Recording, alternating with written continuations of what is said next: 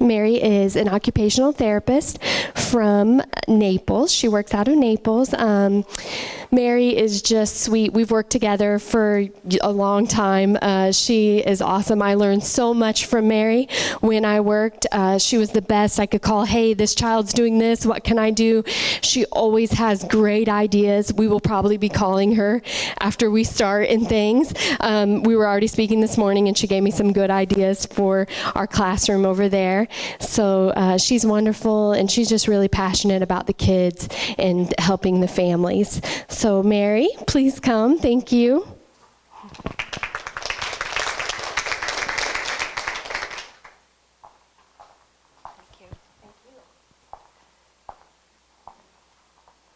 Good morning, everybody. I'm delighted to be here today to talk to you about sensory integration, or as more known today as sensory processing.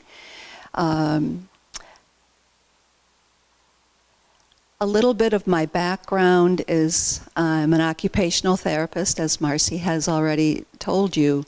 I've been in the Naples area for the past 19 years. I'm originally from just north of Milwaukee, Wisconsin. And I graduated from a small OT school, university, but it had a very rich OT tradition and a long-standing OT program. And I moved to Naples with 3 of my daughters, and 2 of them still live in the Wisconsin area, and 1 lives in Naples, which I'm very happy for. So my grandchildren, I have at least a few of them down here. I also have a private practice in the Naples area, and I go to some of the private schools in Naples too. So we see school-based and as well as clinic-based kids. We see all different types of varying challenges, from mild, just maybe with some handwriting issues, to some more severe. You might ask yourself, what sensory experiences are you encountering right now? You may be sitting in close proximity to your neighbor, so you're thinking about the sense of touch. You may be smelling your neighbor's soft drink. You might be hearing somebody out in the hallway. So those are the types of things that our kids have to process every day in a classroom. And they have to be able to filter those things out in order to learn. Sensory integration dysfunction is a neurobiological activity within our bodies. And it's really how the nervous system processes sensory information. It's how we take that information in. When the sensations are flowing in an organized way, everything is running really well. The brain can use these sensations to form perceptions. We have good behavior, and ultimately the kids are learning. Maturation of the sensory system generally occurs at about 6 to 8 years of age. Sensory integration dysfunction is the brain's inability to process these sensations efficiently. I like to call it like a roadblock or a traffic jam in the brain.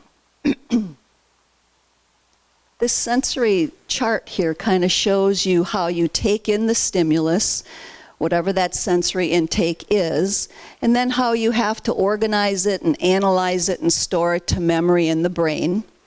And then you'll have this motor, language, or behavioral response. So any break in that feedback loop, you're going to have difficulty in looking, listening, attending, processing new information, remembering, interacting with others, as well as learning.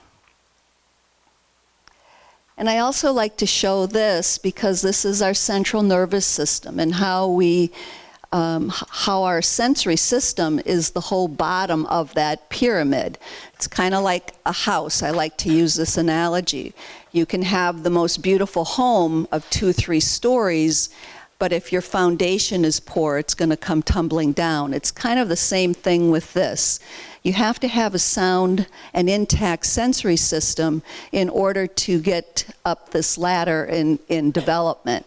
Look where our attention centers in the brain are. They're way up there. So in order to get to that point and to be able to pay attention in a classroom, you have to have that free-flowing sensory system. Behavior is also very high. And then at the very peak of this is your academic learning. Some of the misperceptions is people think that sensory integration is just gymnastics or karate or things like that, and it's good that they can go to these classes and that, but that's not true sensory integration. It's really knowing how to give the proper amount of intensity, frequency, and duration of that input. Some of the more common and more understood senses are our auditory system, our visual, taste, and smell. And I'm going to start with the auditory system and sounds. And I'm going to be talking about hypersensitivity and hyposensitivity. So the hypersensitive child seeks less stimulation. These are the kids that are going to maybe cover their ears. They're going to complain about other sounds that maybe somebody else doesn't even notice. Whereas the hyposensitive child, they're going to be the ones that kind of ignore when people are talking. You don't think that they're really listening to you, and many times they're not. They have difficulty following those verbal directions, and they also can speak in a really loud voice. They may hum to themselves, and they like the TV or radio played really loudly. I've got a couple of cute pictures I had to put in this because I just thought it was cute. Look at these little babies with their little headphones. Activities that develop auditory perception are games like Simon Says, just giving a command and having them do certain things. They have to follow that, whatever you're saying, tapping to the beat of music, or moving to the beat of music. And sometimes the sticks, sometimes we use these little music sticks, and they will just tap to that beat of music. So that will help develop their auditory system. Our sense of sight, these are the kids that, the hypersensitive child, they're going to become overexcited when there's too much to look at. Some of our classrooms today, they don't have as many things hanging from ceilings and that they used to back in my day when my kids were little. They had a lot of things hanging from the ceiling and that. And for some of the kids that are hypersensitive to vision with visual input, it's very difficult for them to pay attention. So they're going to often cover their eyes. These are the kids that might have poor eye contact. And they have to sometimes even wear sunglasses outside because the light is just too bright for them. Whereas the other child, the hyposensitive one, they're the ones that are going to seek more stimulation. These are the kids that will go around and be touching everything because their vision is not sufficiently giving them enough information. So they have to touch it in order to really get what it's about. Is it hard? Is it soft? Is it fluffy? And they also struggle a little bit with visual cues. So the nonverbal communication might be difficult. If one of their peers might grimace at them or something, they don't really pick up on those visual cues. This is just a couple little pictures again.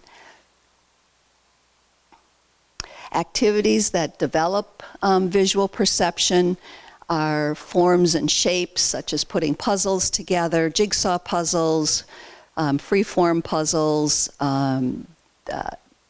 Legos, any of that kind of thing.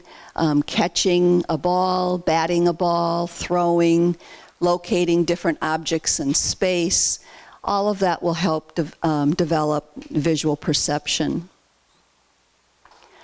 Your sense of taste, again, the hypersensitive child, they're going to object to certain textures and consistencies of food. And they are the ones that also will gag really easily just at the consistency of the food. And the visual system also plays a big part in that, because sometimes some of my kids, just looking at the food, they haven't even tried it or anything, they will gag. I've even had kids actually vomit from that. Whereas the hyposensitive child, these are the ones that are licking everything. They lick inedible objects, they have everything in their mouth. They may need they like spicy foods or hot foods because they just need more input in order to really get what it's tasting about.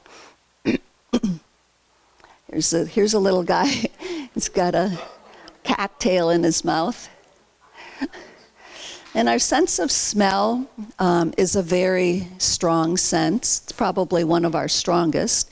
And the hypersensitive child, they're going to object to different odors, such as a banana. Just having an open banana, they can't handle that type of thing. But other children may not even notice it. And whereas the hyposensitive child, they seek more stimulation, they're going to kind of ignore unpleasant smells, such as a dirty diaper or something like that. They don't even notice it at all. And they're the ones that go around and might just sniff everything. I don't know if you've ever seen kids just smelling toys or even sometimes people.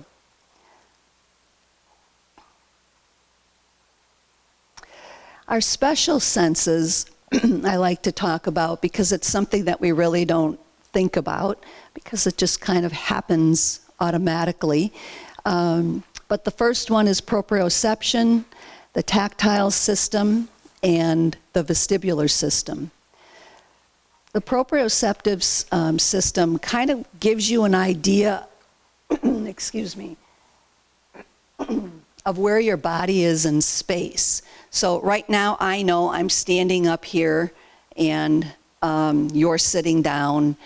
But kids that don't perceive proprioception adequately, they don't really know where their body is in space. These kids might be rigid or tense or stiff. Thank you, Marcy.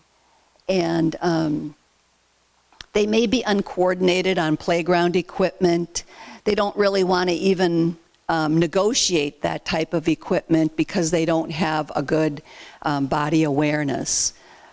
Where the hyposensitive child, they may slump. They might be the ones that are leaning down, laying on their heads on their desks. Their actions might be a little bit more clumsy.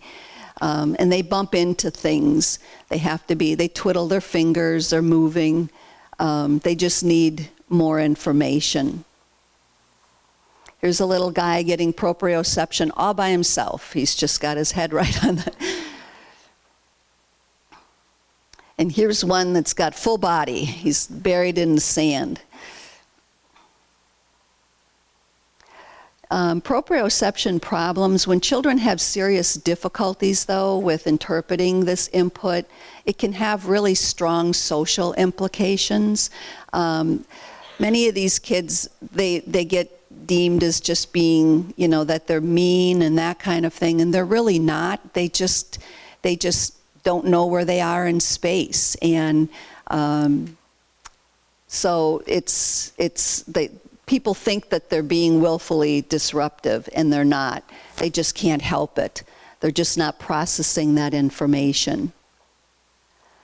Activities, again, that develop proprioception is recall limb position, left-right discrimination, moving, going up and down and front and back and side to side, swimming, foot-eye and hand-eye activities, balance activities. It kind of helps them learn where their body is in space. Our sense of touch, again, the hypersensitive child will seek less stimulation. These kids avoid touching or being touched. They have that fight-flight response to things. They might be sitting right in their seat, and all of a sudden they might be thinking that somebody that's in close proximity is going to touch them, and they'll just get up and run away. Whereas the hyposensitive child, the one that seeks more stimulation, they're unaware of pain and temperature. These are the kids that might fall on the playground, skin their knees, and they don't really even react to it. These are the kids that just kind of play with different toys kind of purposelessly. They chew on things. They just need more information because their tactile system isn't providing that, so they have to seek it out in different ways. Here's a little girl like peering through the window, like, I'm not going in there, I'm afraid of that touch. It can be pretty dramatic, and sometimes kids will say that it actually hurts, and it does. For their little systems, they can't tolerate it, and it's just really bothersome to them. Whereas the other two over there, they're all full of paint, and they can't get enough of touch, and that whole sensory mess that's going on up there. Our vestibular system is our system of balance and equilibrium. So we need this in order to ride a bike and those types of things. And the hypersensitive child is going to seek less stimulation again. And they avoid moving. They don't really like to climb or slide. They don't really negotiate playground equipment and that kind of thing. They might be the ones that feel motion sickness in a car, whereas the hyposensitive child seeks more stimulation. They crave fast and spinning movements. They really never get dizzy. They can turn, and they never really get dizzy at all. They're constantly fidgeting. They like to get upside down, and these are the ones that can be kind of like a daredevil. They take a lot of risks with things.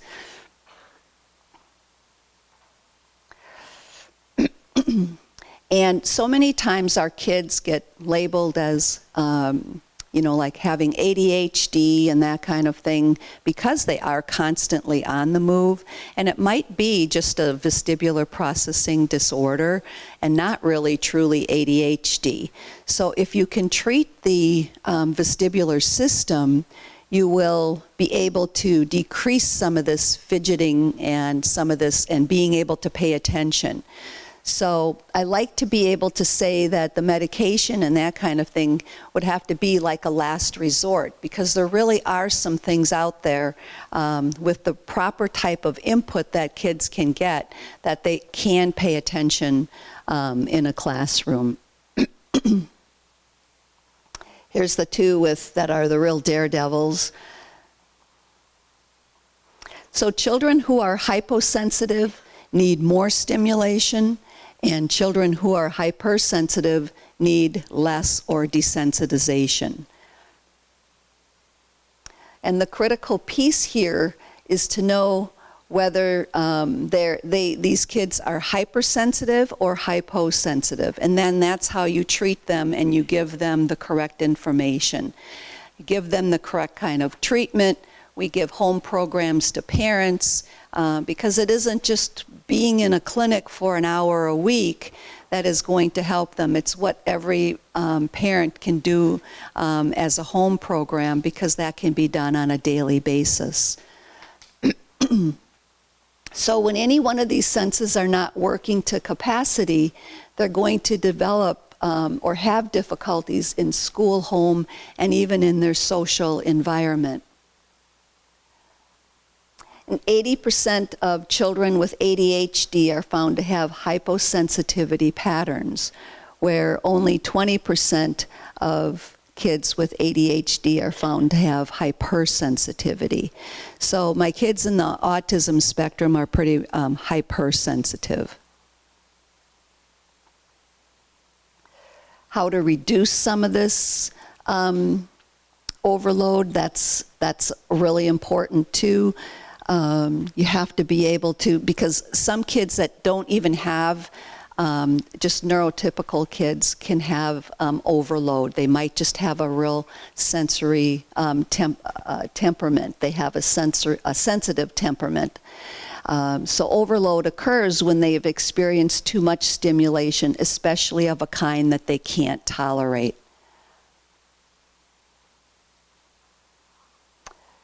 You want to be able to recognize the onset of overload. They might look like they are having a panic attack.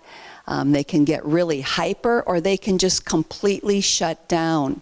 Sometimes they might have a vasomotor response of just perspiring. They might get real flushed in the face. And sometimes if it's severe enough, they just might forget how to even speak. And it's easier to spot sensory overload when you know the person. So when I have a child come in and they're coming in often, I know when this child is becoming overloaded. Just like you in your classrooms, you would know that. Sometimes kids in the autism spectrum will rock when they're happy. Sometimes they'll do some hand flapping when they're overloaded. And it's really unique to every individual. Again, ways to reduce sensory overload. Marcy told me that you have like noise canceling headphones. If a child should need that, that's great. You want to be able to give them an area that's nice and quiet. And one important thing to remember is to just not to crowd them or touch them. Because sometimes by doing that, you can worsen the behavior. And the other thing that I like to mention to parents and even to teachers, to everybody, is that to get down to the child's level. If we're standing above them and talking down to them, we're looming above them, and they can think of that as being really intimidating. So if we get down to their level, so sit in a chair or get on your knees and just talk to them that way. And don't talk also more than what's necessary. Sometimes, because speech is a sensory input, and it can also worsen that overload. I use weighted blankets to help with kids that are in sensory overload. That helps a lot. Sometimes you can even just take a big winter jacket and fill the pockets with some little sandbags and things like that to give that some weight. It has a hood. This is real comforting to a child that's trying to escape because they just can't deal with all of the sensory input. And then try not to overreact to aggression, and we can't take it personally. Just always remember that, these kids can't help that. They're just not in control of their actions. Pay attention to the situation, don't panic. They don't want to hurt you, they just kind of want to get out of the situation.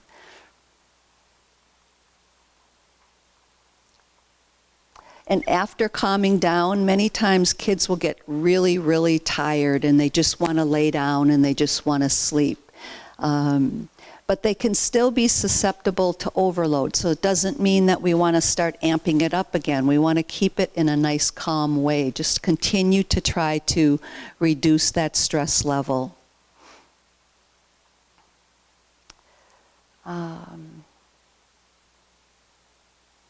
This is just talking about we all want to try to help, and if they start some sort of self-injurious type of behavior, you don't want to have to stop them. It might be upsetting to see that, but only intervene if it's going to cause a serious injury. You might want to just take that weighted blanket or like a beanbag chair or something like that, offer them that, because going and trying to hold them down or to stop them touching them can just make this and escalate the situation. So only intervene if they're doing something that could cause serious injury. It's just a lot easier to deal with self-injury indirectly by just kind of lowering that sensory input. Sometimes I offer ice cold water, that kind of, if a child is having a meltdown or a tantrum, by drinking this ice cold water through a straw really will break that and just get them out of that tantrum. I use, as I mentioned before, the weighted materials. I use a lot of beanbag chairs, oversized ones, really nice big ones, because it offers that natural hug. The teacher's role in promoting sensory integration. You can ask yourself, what type of techniques am I using in my classroom? And Marcy showed me some of your classrooms, and I love to see all of the different sensory input that you have in there. We have sensory-based techniques, as I mentioned, and then we have the traditional. And sometimes I see teachers using a blended, a little bit of the traditional and then the sensory techniques. Some of the traditional things are your quiet time, rewards, individual workspaces, verbal redirection, and then blended techniques are your quiet corner, allowing them to maybe lie on the floor, lay on their tummy to read a book or to look at something, allowing them movement, and just kind of varying those techniques. These are some other things. I don't have to read through all of these, but I see there's like a little trampoline, which you have in there, and all kinds of tactile types of activities. You have cushions, you have the noise-canceling headphones, so you have a great start on all of these different types of sensory-based techniques. And just having the kids even run an errand for you, lifting things, maybe carrying a few books in a crate or something like that, also is calming to the nervous system.